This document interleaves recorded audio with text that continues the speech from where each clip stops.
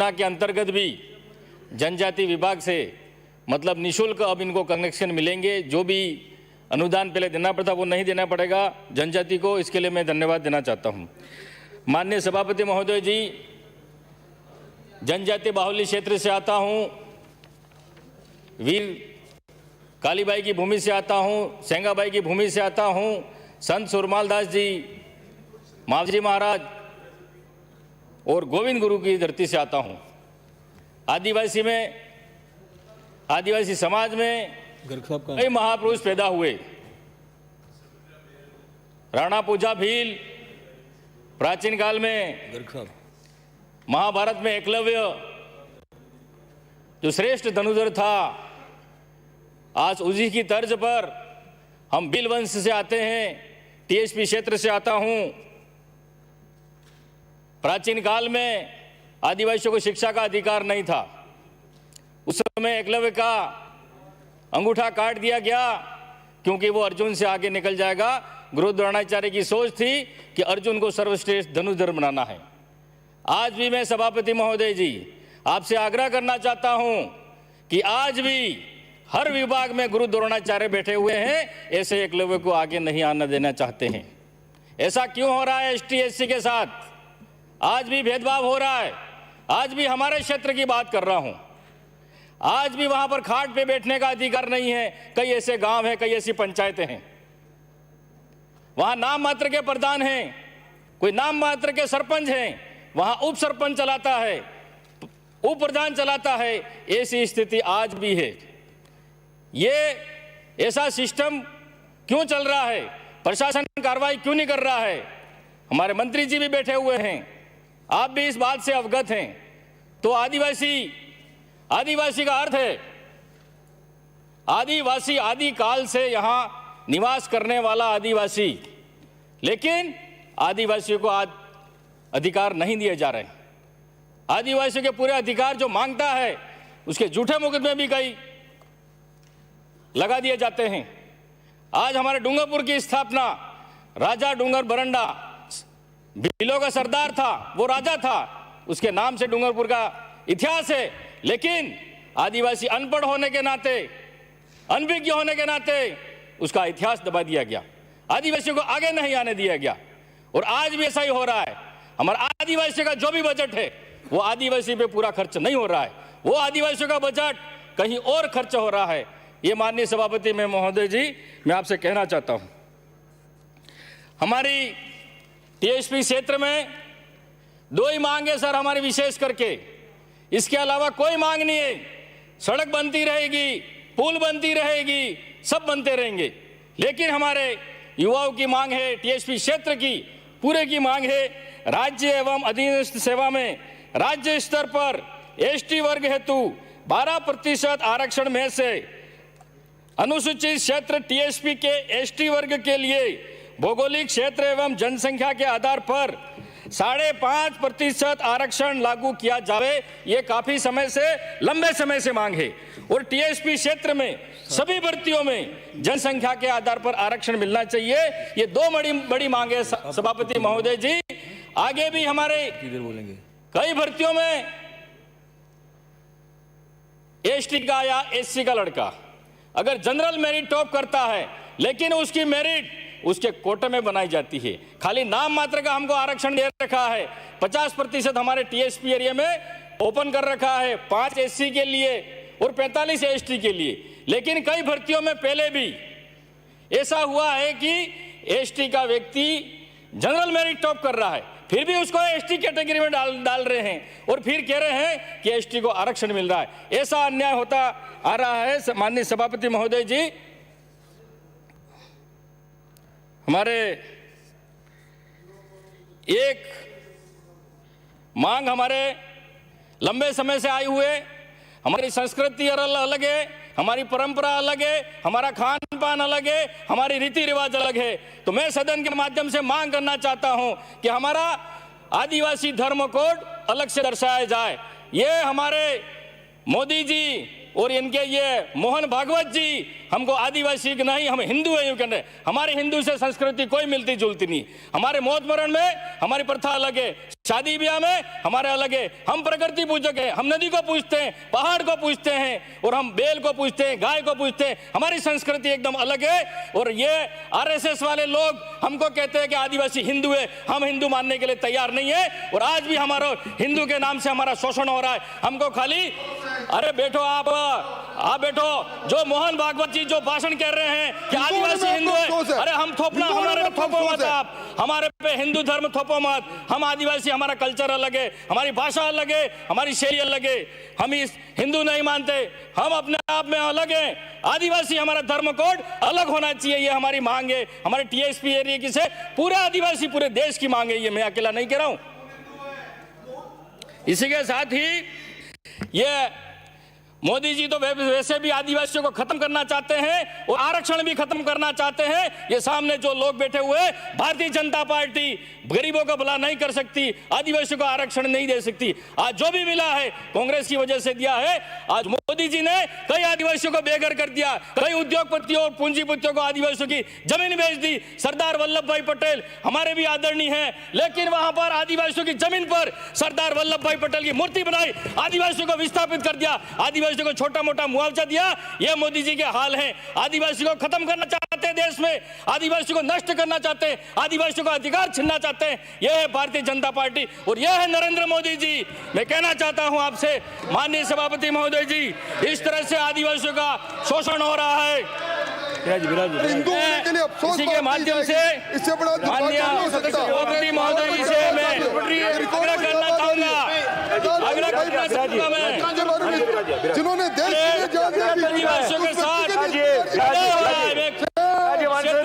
देश की मांग विराजिए, आप भी विराजिए प्लीज। माननीय सदस्य विराजिए माननीय सदस्य। आदिवासियों को प्राचीन, मेरी बात सुनिए आप सर, सब्जेक्ट पे बोलिए। सब्जेक्ट पे बोल रहा हूं। कारण उत्तेजना पैदा मत करिए, कोई इशू नहीं है, उत्तेजना पैदा करने का कोई ऐसा इशू नहीं है। आज का जो विषय है, विषय पे सीधी सीधी अपनी बात करें, उनके कल्याण के लिए हम क्या बात कर सकते हैं वो बात करिए ना आप सीधी सीधी। उत्तेजना क्यों पैदा कर रहे हैं आप? उत्तेजना करना यदि अच्छा लगा तो आप सब मिलकर एक साथ कर लीजिए उत्तेजना। अच्छा बोल रहे हैं आप, निर्णय करेंगे, अच्छा बोल रहे हैं, खराब बोल रहे हैं।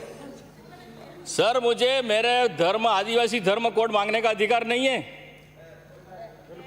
आज एकलव्य को भी उसका अंगूठा काट दिया प्राचीन काल में, उसको आगे नहीं आने दिया। आज मुझे भी आप आगे बोलने नहीं दिया जा रहा है। आज तक आदिवासियों को पीछे ही धकेल दिया जा रहा है। आदिवासियों को कब आगे आने दोगे?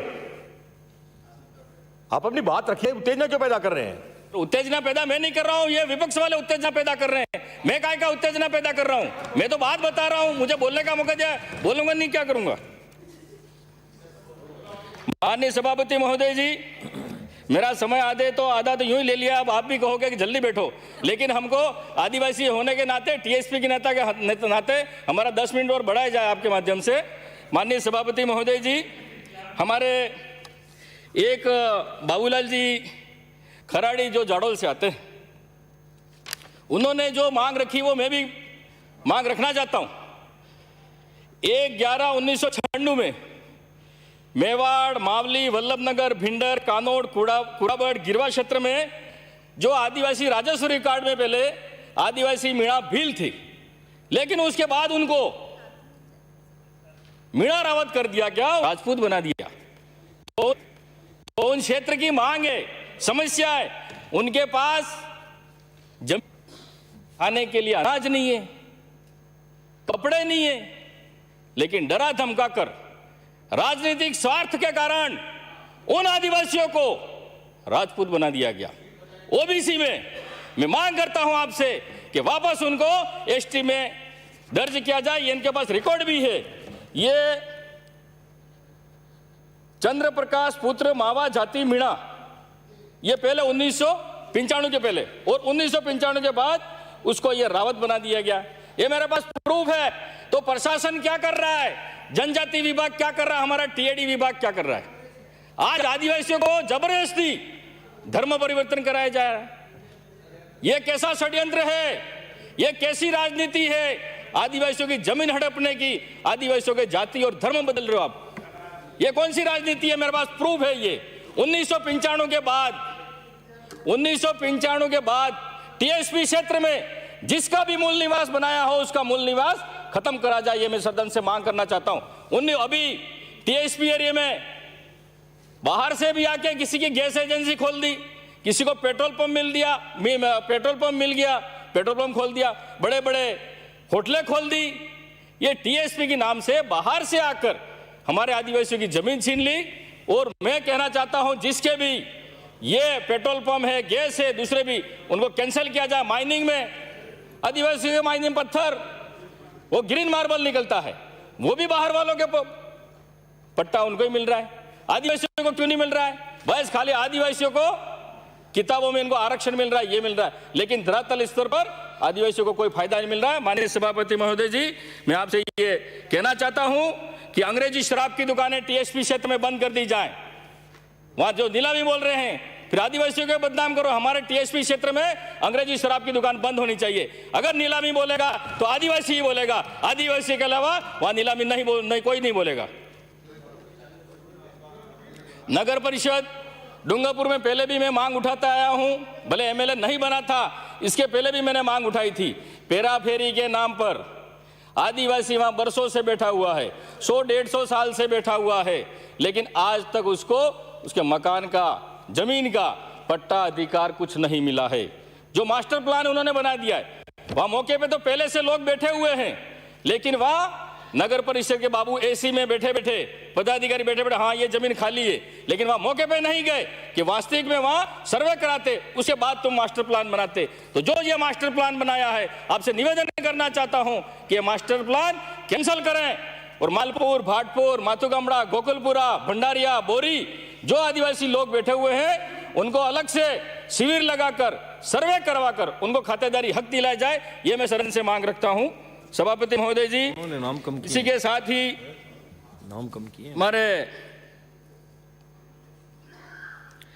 डूंगरपुर में एक ही महाविद्यालय है, 7000 करीब लगभग छात्र छात्राएं हैं, लेकिन वहां रहने की सुविधा नहीं है, हॉस्टल नहीं है। तो जनजाति मंत्री महोदय जी, आपसे निवेदन करना चाहता हूं कि हमारे बच्चे गरीब हैं, बड़े दूर दराज से आते हैं, किराए लेकर कमरा नहीं रह सकते हैं। तो माथुगमड़ा रोड पर पहले जो हॉस्टल था, वहां पर कॉलेज चल रही थी, वो जर्जर अवस्था में बिल्कुल गिर चुका है और वहां पर लोगों ने अतिक्रमण भी गेट में कर रखा है। तो आपसे निवेदन करना चाहता हूं, वहां हॉस्टल नहीं बनाया जाए बच्चों के लिए। और जो उदयपुर में प्रतियोगिता परीक्षा के लिए जो कोचिंग सेंटर वहां है, उसका अलग से शाखा डूंगरपुर में बच्चों के लिए भी कोचिंग सेंटर वहां उस हॉस्टल में चलाई जाए। हॉस्टल भी चलेगी और कोचिंग सेंटर भी खोला जाए, उससे हमारे बच्चों को फायदा होगा। ये मैं मंत्री जी महोदय आपसे मांग करना चाहता हूं। उसी के साथ ही अभी जो बच्चियों को स्कूटी मिलने वाली थी, अब पता नहीं, पहले तो 65% था, अब 66% कर दिया है। तो वहां क्षेत्र के बच्चों में काफी नाराजगी है कि 65% ही रखें जो स्कूटी दी जाए, वो 66% कर दी है, पता नहीं किस वजह से की है। मंत्री महोदय जी, आपसे निवेदन करना चाहता हूं कि 65% की जो भी बच्चियों को हो उनको स्कूटी दी जाए। और खाद्य सुरक्षा में नाम, अब हम जब भी जाते हैं क्षेत्र में, वाणी से समाप्त करें सर, मेरा 20 मिनट का समय, अभी तो 20 मिनट भी नहीं हुए, कम कर दिया समय। माननीय सभापति महोदय जी, प्लीज सहयोग करें। खाद्य सुरक्षा में नाम कई लोगों के नहीं जुड़े हैं, एक पिता के 4 बच्चे हैं। श्री गोपीचंद मीणा, उसमें से सर 5 मिनट बोलने दीजिए मुझे। आपका समय आपके डिप्टी चीफ व्हिप साहब ने कम कर दिया और सभी का कम कर दिया। आपका जिसके नाम नहीं जुड़े हैं, खाद्य सुरक्षा में नाम जुड़े जाएं। और जो बिखरी आबादी में राजमंद, जैसलमेर, बाड़मेर, सभापति महोदय, जो बिखरी आबादी में फील है, उनको आज तक कोई आरक्षण का फायदा नहीं मिल रहा है, उनको भी फायदा मिलना चाहिए। आपको बहुत बहुत धन्यवाद। मैं इस अवसर पर, इन्होंने कहा था हिंदू होने में उसको इनको